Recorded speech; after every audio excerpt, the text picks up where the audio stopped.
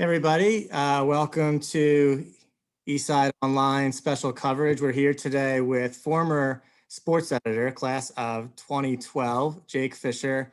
His new book, which I have an advanced copy of, is in my hand. It's also in his hand. Actually, it might be backwards on my screen. Depends how you look at it. Is it backwards on my screen? It looks good to me. Yeah, okay. So it's called Built to Lose, and it's all about tanking in the NBA, and it's due out on May 4th, but you can pre-order it now on Amazon. And I have seen it's doing well, especially considering it's not out yet. And it's the #1 book in multiple markets. If you look, like Philadelphia, Yes. Philadelphia travel books, and it was #1 for Boston travel books and Dallas travel books. So you're doing very well in the travel book. I don't know why it's why that's triggering, but it gives you like a bestseller little orange thing. So I'll take it. Yeah, exactly. Yeah, I don't know. Like, I guess it's the kind of book that you can read while on an airplane or while on a train. That makes it a travel Yeah. book. And what I'm excited about, in addition to the release of the book, is the audio version of this book, read by someone that you don't know, right? Someone that is with your publishing company. So for those who aren't readers, they can listen to that. Yeah, actually, very randomly, the person, his name's Kevin. I don't remember his last name. The person, the voiceover artist who did the book for the audiobook is a friend of someone I went to college with randomly. So that was like a Oh, nice fun fact. yeah, it's amazing how everything's connected. I know it is. So I'm going to just start us off with one question, and then we'll get to the group. We have about 20 people here in our room who came to hear what you had to say. So, Yeah. everybody, about your journey in coming out with the book. I know you explain it in the intro, which they haven't read yet, but I also know this started off more as a book about the Sixers, and then turned into the entire NBA. So, can you talk more about that? Yeah, so to be fully candid, I was at Sports Illustrated for a couple of years and was kind of seeing some pushback. And I mean, everyone faces, a bit of an uphill challenge in this industry to becoming like a full-time staff writer somewhere. And I was writing a lot, but I wanted to have something that I could sink my teeth into and say, like, this is mine. Like, I did this. This is what I'm capable of. Like, here's what I'm pouring my blood, sweat, and tears into. And it did start off to be a Philly thing. I'm from the Philadelphia suburbs, and I started out my career covering the Sixers for SB Nation's Sixers blog, Liberty Ballers, right at the time that Sam Hinkie got hired. And I wanted it to be a Philly-only book at the time. But the publishing industry is very brutal and tough, and there was already a book coming out about this this topic for Philly specifically, the Sixers process era, and we had to adapt. And I went to school in Boston, like we talked about before we went to air, and the Celtics were doing this at the exact same time, and other teams were too. And it kind of became this bigger concept. That's something that I was, just before we met up right now, I was talking to a Sacramento Kings podcast, and they're very heavily involved in the book too. It was a trend that happened not just in Philly, but it just so happened that the team that I covered the most and the team that I was very familiar with were the ones that really made it a popular topic. It's funny you mentioned the Sacramento Kings. There's no lie, as you were talking, I'm thinking to myself, like, are we going to be talking about the Sacramento Kings in 5 years as an NBA contender? That was the one team that popped in my head. Yeah, maybe potential. They could be the guys right now. We'll see. How many players, again, before I get to that, how many people or in players did you talk to Yeah, this book? I interviewed over 300 people. I don't know the exact number, but pretty much I made a list of thousands and just whittled it down to see how many I could actually get a hold of and who would actually be interested in talking. And 300 was the number. And at a certain point, when you start hearing a story 2 or 3 times over and over again from different people, you start to feel like you're getting at something that really happened. And at a certain point, I was calling players on a team and I would tell them something that occurred and they had totally forgotten about it, because our memories are pretty bad. And it was like I was part of some of these stories. I was reliving them with people who I wasn't even there, but I was telling them details that they didn't even remember themselves. So it was pretty cool. Yeah, I remember a couple weeks ago reading one of the quote unquote deleted scenes that you released through email, and it was LeBron James and JaVale McGee. think you're in the locker room, and I'm like, if this is a deleted scene, if this didn't make it into the book, that's a really good sign of what's in the book. Yeah, my big selling point, which I usually make at the end of these things, but I'll do it now, is that I really think 90%, if not more, of the material is 320 pages. So 300 plus pages worth are all either new stories or further reported things. And it goes back to something that you taught me in Eastside Gags, that one of the many things you taught me is that if your story doesn't have anything new in it, then you don't have a story. And I really have taken that to heart through my career. It's what I mean, I think when you have a press pass or when you identify yourself to somebody as a journalist or reporter, you have a tool in your toolkit that the average fan or person doesn't have. And I like to use that to find things that the average person can't. And that's what this whole book is really primarily based off of. It's all unique, original storytelling that I think people really get a kick out of. Yeah, definitely. Who would like to ask the first question?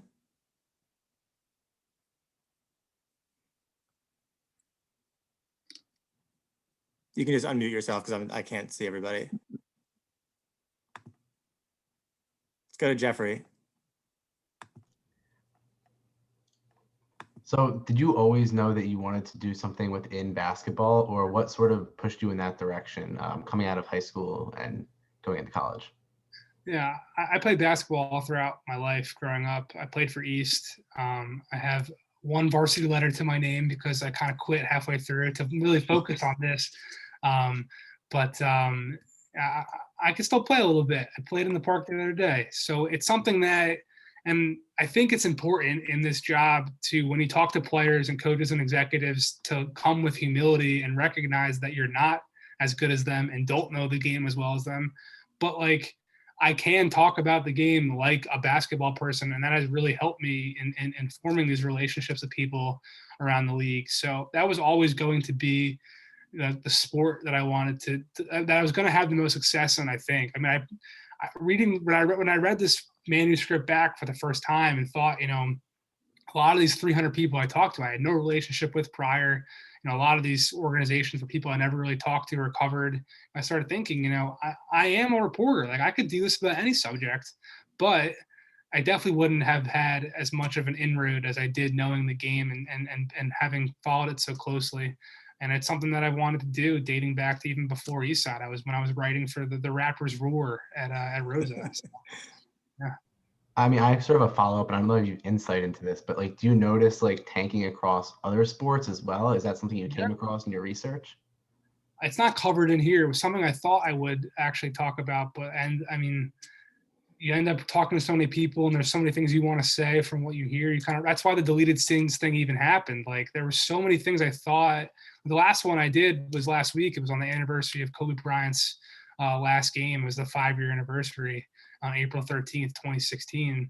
That was like a huge, huge NBA moment. And it was something that was in the book, in the timeline of the book, that like I really wanted to write about and thought it was going to be a cool, detail and whole scene to do. And it never fit the timeline. So tanking around other sports didn't really come up, but the NHL just changed their draft rules a couple weeks ago. Someone actually told me about that. I didn't even heard about it. Someone told me about it secondhand, but kind of because they were trying to eliminate the possibility of the same team picking number one over and over and over again in the NHL.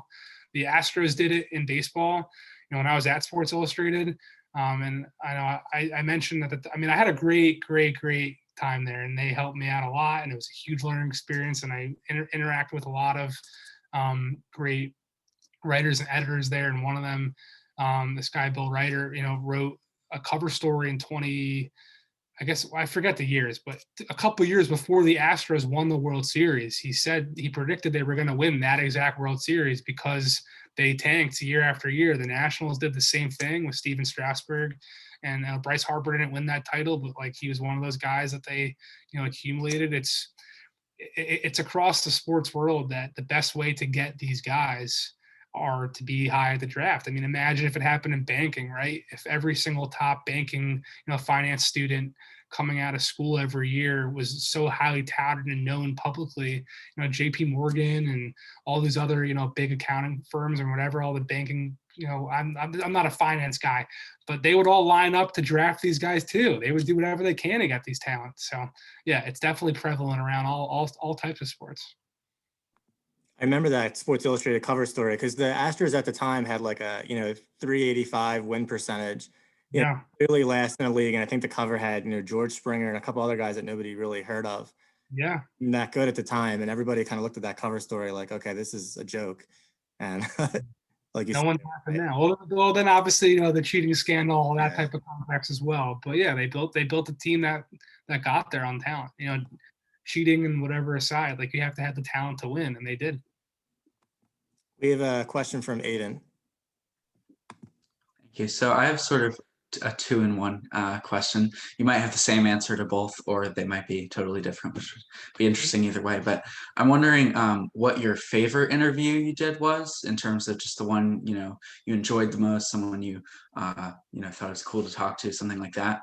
And then the best interview in terms of the most information someone gave you, or just the most successful interview for the book, if those are the same or different. So I tell people all the time, and my friends and my brother make fun of me for saying I'm not a Sixers fan anymore, but it just kind of happens. I think when you do the job well, like not to toot my own horn, but I think I do it okay. You have to separate yourself from your fandom and your team in order to do the job thoroughly and accurately. But at the same time, talking to the players I grew up watching, like Evan Turner and Thaddeus Young and Spencer Hawes and Drew Holiday and Lou Williams, and like one point, I don't think I even included it in the book because it wasn't great, but like I took a bus down to Philly just to interview Allen Iverson at one thing, thinking I would potentially be able to include it in the book, but his quote was like bad. But like I was sitting next to Allen Iverson. It was like, I was doing my job. I was like cool, collected in the moment, but I was like, wow, I'm talking to Allen Iverson right now. There's two guys who aren't like flashy names, but Clay Moser was an executive with the Lakers. He's now an assistant coach at Arkansas, I believe. They did pretty well in the tournament. And this guy, Lance Pearson, was an analytics executive for the Sixers. I talked to both those guys for hours. And this book probably doesn't get written as well without those two guys giving insight top to bottom. There's all these different people in every single organization, but the people who are in the know are few. And for those people to actually get on the phone and give you some details is pretty valuable. And one other last thing was I kind of developed a relationship with Miles Plumlee over the years. There's like a bunch of Plumlee brothers who all went to Duke. They haven't really had like exceptional NBA careers, but they've all been around. And I was on the phone with him, Miles. He played with Phoenix. They're one of the teams covered in here. And I was, this is, I guess, a piece of advice too. Whenever you guys are working on a story and someone seems amiable and they're willing to help, I always ask anybody, hey, like, can you get me in touch with this person and this person? The worst thing they can do is say no. So when I did that, I asked for one player, Channing Frye, and Miles said, oh yeah, let me call him right now. And he was like literally made a 3-way call, and we talked for like 2 hours. It was kind of like doing a podcast, but without them actually thinking publicly, like, oh, I have to watch what I'm saying, because it's a private conversation. So the stories, to have two guys going back and forth, like, oh yeah, but what about this story? They were just kind of doing the interview for me. It was pretty amazing.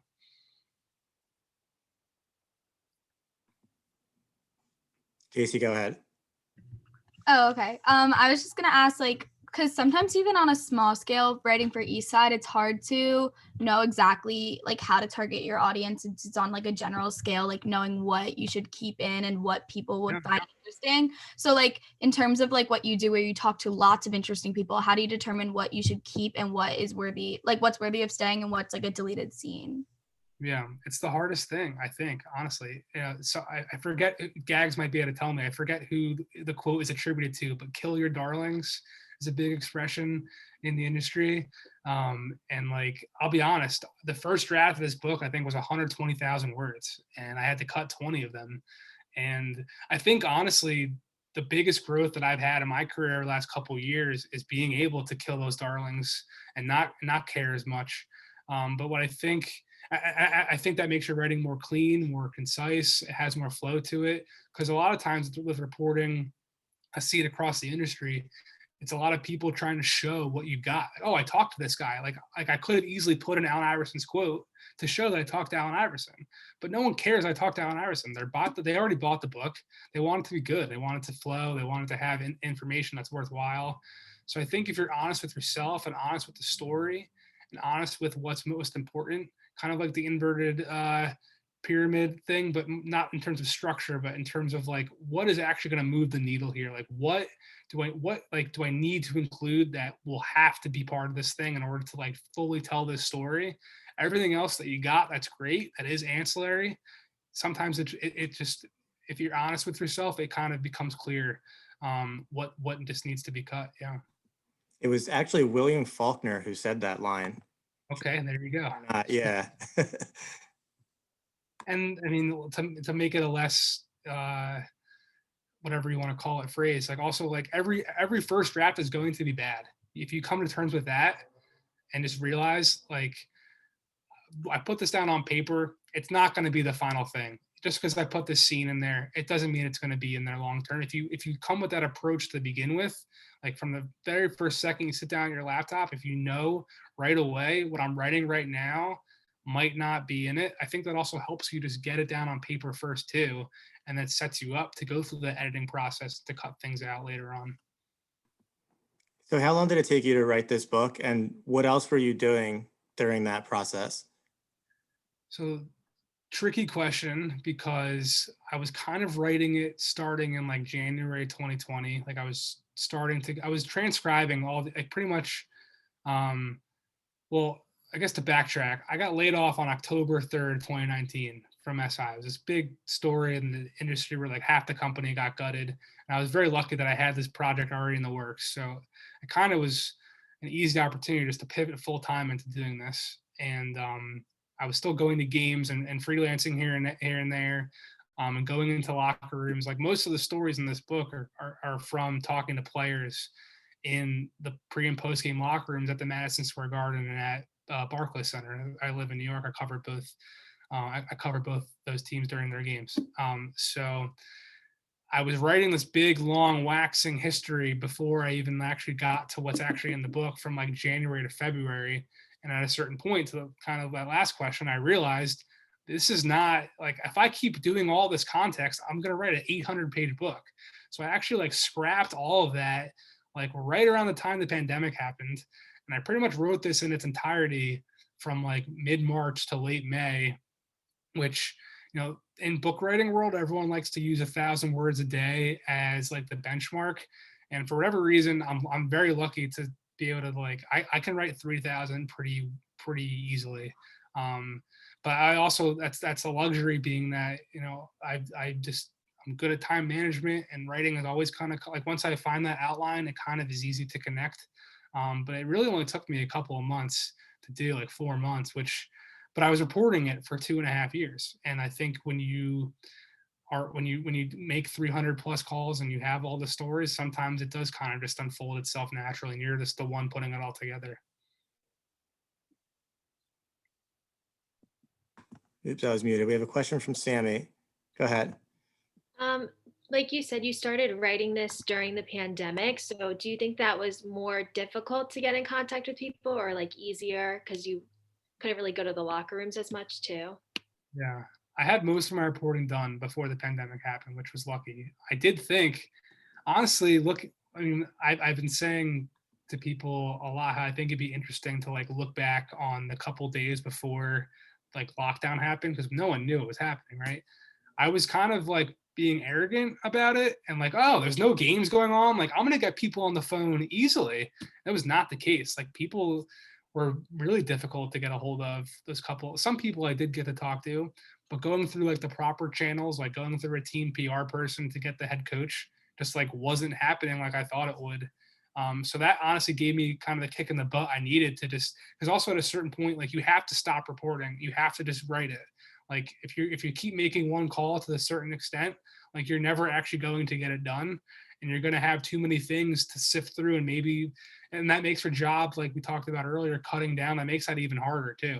So at a certain point, you do just have to say, all right, I'm sitting down from noon to 8 o'clock today, and I'm getting 2,000 words on this paper, even if it's bad. I just need to get this done so I can keep moving on.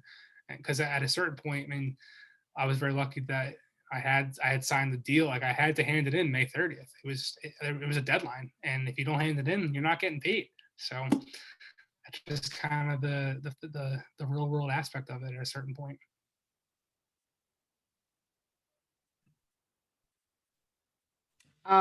So I have a question. So now that you've finished writing this book and it's going to be published soon, what are your plans now? Do you have another book that you might be writing, or what are you working on? So right now I am a contributor to Bleacher Report. I write like a reported column once a week, which has been very nice to have going through all this.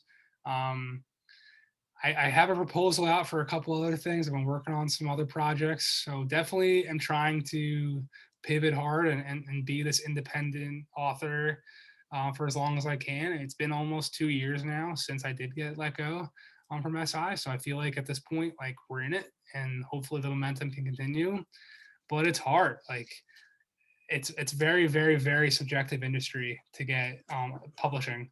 And it only takes one, but it takes someone to say, hey, I really think that this is worth, my company investing all this money to put this together and have it happen. So fingers are crossed. We're hoping that, but I definitely want, I have a ton of ideas that I think, not a ton, I have 3 to 5 that I'd say I really want to explore one day that I think would be great books. I think I'd be a good person to do them. So that's the hope for sure.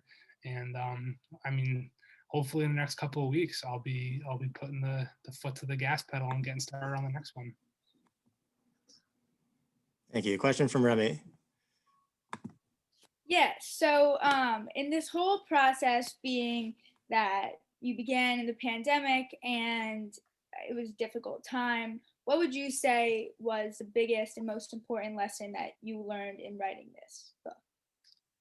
Yeah, I think I didn't answer this to the last one about the pandemic. It was honestly like I wrote it in the epilogue or in the acknowledgements. I think like I felt really fortunate at a certain point that I had this to work on every day. Like I mean, especially in New York, like in the beginning of the pandemic, we were obviously getting killed more than anybody. I guess that's too literal of an expression.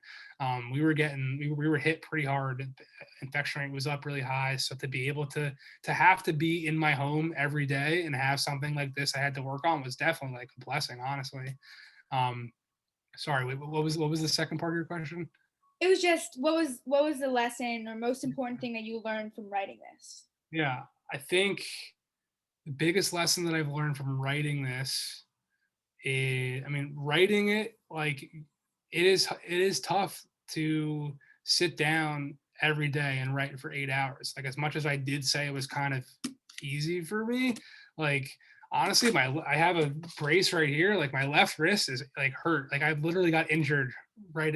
Like I've written for 8 years now, but never like actually like this for 8 hours, like doing that for a long period of time. I have like tendinosis. I mean, also probably because I'm like getting older now. I'm getting closer to 30 than I like to admit. But there are certain days that you just don't have it. And being an independent author, like a lot of my friends tell me all the time, like they say that they don't have the wherewithal and like the self-motivation ability to actually do that. And there were definitely days I didn't either. But I think it's important to like believe in what you're doing and like commit and telling yourself no matter how tough that day is, like giving yourself that minimum benchmark of I need to do 1,000 today or I need to do 2,000 today.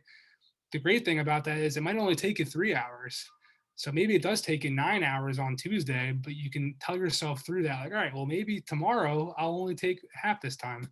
So I think the biggest thing I learned was like, Stephen King says, like, I never a quoter, but I guess I'm quoting all these people now. Stephen King says, close your door. Like you have to close your door literally to the outside world and just get it done. And I really believe in that too.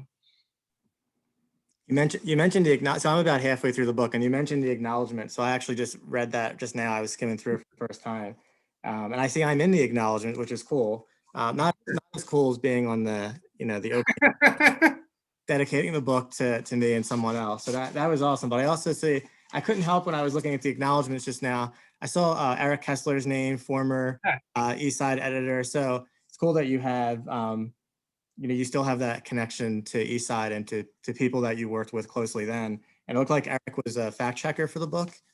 Fact check the book. Yeah, there's one fact in there that I know is wrong that I'm wondering if I wonder if it's his fault or if it got mixed up in all the manuscript editing processes. But yeah, Eric did a great job. I should have given him his Eastside resume listed there. You're right. I dropped the ball on that one.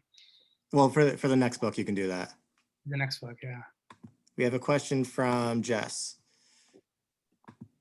I just wanted to know what's one piece of advice that you would like to pass on to an author who wants to write a similar book to what you did. A similar book to what I mean, or something in the sports industry with sports writing. Yeah, I mean the biggest advice I'm giving to myself is to not do such a wide ranging topic, because while 300 interviews is great, I would love to do 250 about a much smaller subject matter, because this was way harder than it had to have been. It's a better book because of that, and I'm proud of that. And I think, I'm hoping that it will do better because of that. But I have conversations almost every week with someone in the industry about ghostwriting somebody's autobiography or writing about one player or one team or one season, which would be a heck of a lot easier. So covering 3 years and all these different characters and people involved, while it's been great and I'm happy with it and really proud of the product and excited for people to see it, at a certain point it's better to work smarter, not harder, right? And that'd be probably be my biggest piece of advice. Thank you. Let's go to Nick. Yo, what's up, Jake? I was just wondering what you did in college to help develop you as a writer, especially in the sports world. As a writer, or just I could develop my career? Because there's two different things. Let's say both. Okay. I mean, it's a big cliche, but I think to be better at writing, you have to read. You have to read. And which bleeds into the reporting aspect, from reading, Lee Jenkins, which is pretty cool. He's the quote on the top of the book. He's a former SI writer. He's now with the Los Angeles Clippers. He was the NBA writer at Sports Illustrated, and the feature, when Lee dropped something on Twitter, it blew up. Every single time he wrote something, it was a thing. And I would read his articles, and he would talk about how Russell Westbrook was wearing, a striped polo shirt in the back seat of a tan Mercedes XYZ, whatever. And I would think, how did he get that detail? What question did he ask? Sometimes, you have to literally ask the question, I'm sorry, I know this might be weird, but do you remember what color tie you were wearing that day? To write a good piece of nonfiction, you have to ask those questions. And I think when you read other people's styles, you think of different word choices and different choices that they make for style purposes, for structure purposes, and you end up trying to copy people. Everyone does it. Anyone who's any writer who says that they didn't come up copying people that they read is lying to you. But that's how you do it. You take different things from different people. Same thing like an athlete, watching film on some guy before them, or younger politicians taking policy from people coming before them, everyone's talking about being a Reagan Republican, all that type of stuff. I think you learn by copying and by then taking the things that are authentic to you too, though, and finding your own voice through that aspect. Thank you. Good question. These are all great questions. They are. They they've been trained well. For sure. Absolutely. I can attest. Thank you. Aletha. Okay, so mine is more about the interviews with the players. So when you were gonna ask them questions, did you kind of have a generic question, basically a questionnaire for each of them, or did you really have to build up your knowledge about each individual player? and ask them specific things from their career. And like, if you did the second thing with like looking at in each one like very individually, like how did you do that? Yeah. Dating back, I mean, one thing that I have in my whatever metaphor you want to use here, feather in my cap, whatever, is, I mean, like we talked about at the top, like knowing basketball and the NBA really well is something that, like, I can probably, if you name an NBA player right now, I could probably tell you what his contract is like how many years he has left, what his birth date is, maybe even how old he is. Buddy Hield. I mean, he's like makes like $24-ish million. I think he has 2 years left. He's like 26, 27 years old. Yeah, like that's enough. I mean, with that, like, I think people definitely recognize when you know about them and care about their career, regardless of industry, whether it's an athlete. I had a professor in college tell me one time, like, when you try to get an expert, like a Harvard professor or somebody in some industry, people like to be flattered and and to be kind of told, like, I'm coming to you to learn from you. So that's always something that I do. You know, I don't like go out of my way to like bow down and tell people, oh, you're this amazing player, like, please bless me with your insight. But I tell them, like, hey, I'm writing a story about your team and I've talked to X, Y, and Z.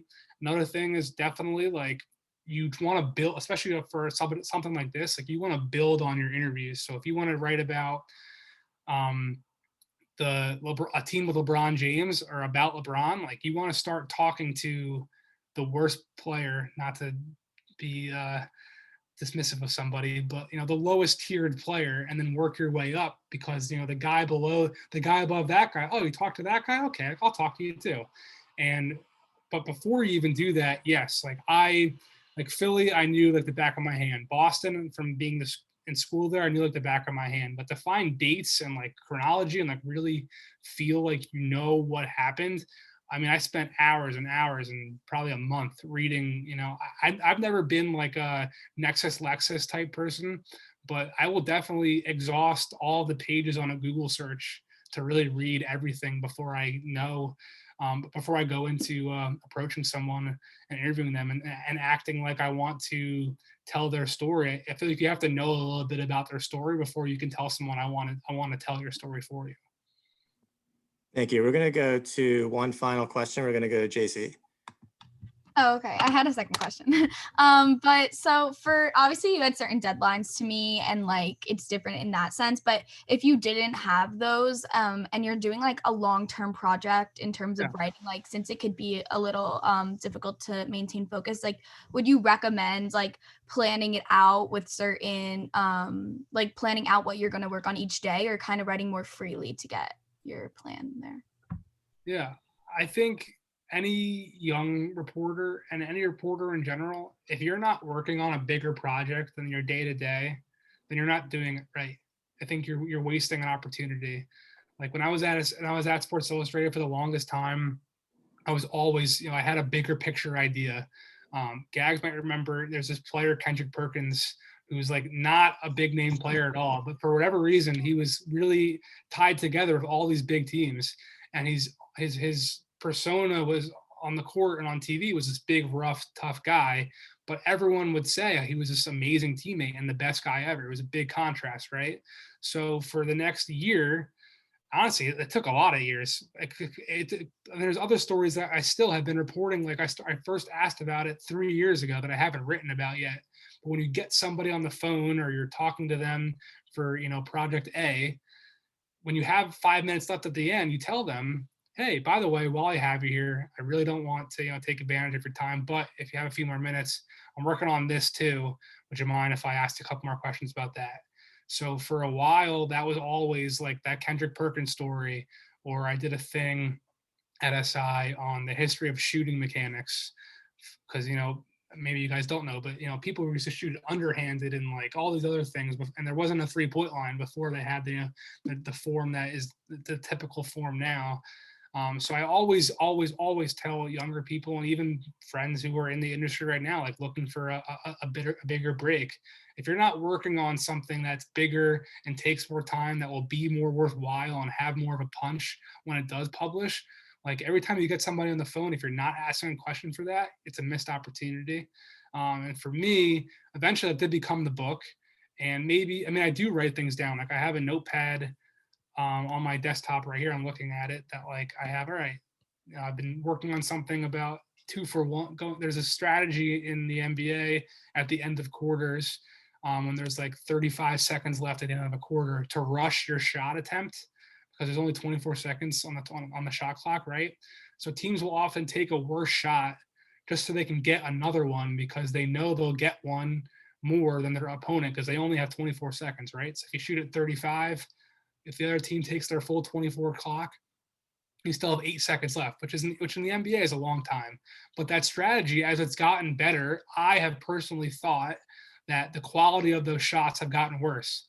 So this is an idea I've had for like 5 years. I haven't written it yet, but it's right here. And I can tell you, I've talked to Terry Stotts, Chris Paul, Mike D'Antoni, and the list fades off right there. But those are the big names I have to then pitch that to an editor freelance-wise if that ever does come up and I do get the data that I want to support it. So I think it's a lot of compartmentalization and definitely taking notes. And I have a Google Doc I used to do where I would, these are my next 8 story ideas I want to do. And here's the 7 other ones that potentially could come up after that. And like, yeah, when you get somebody in the phone or in front of you who could help you out for that 3rd story or one that you might do 2 years from now, like it's great to have that quote in the bank because you never know.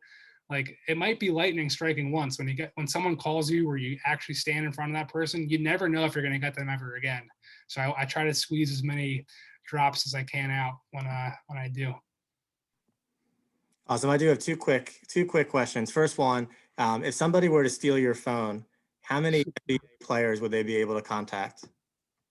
A lot. How many of them would actually respond? Like very little. Yeah. This is funny. I texted Jared Solinger because now like I'm on full. That's another thing. A big lesson about writing a book that like I will never get over is you're in your bunker for like a couple of years and you don't talk to anybody besides the people in your subject matter, and then you write for a while. And you have to come publicly and do stuff like this and like brag about yourself and like sell it. And that's not something I'm used to at all. So that's definitely like a tip I would give. But yeah, I texted Jared Solinger, this former Celtics player, the other day and try to send him a book to hopefully he'll post it on Twitter.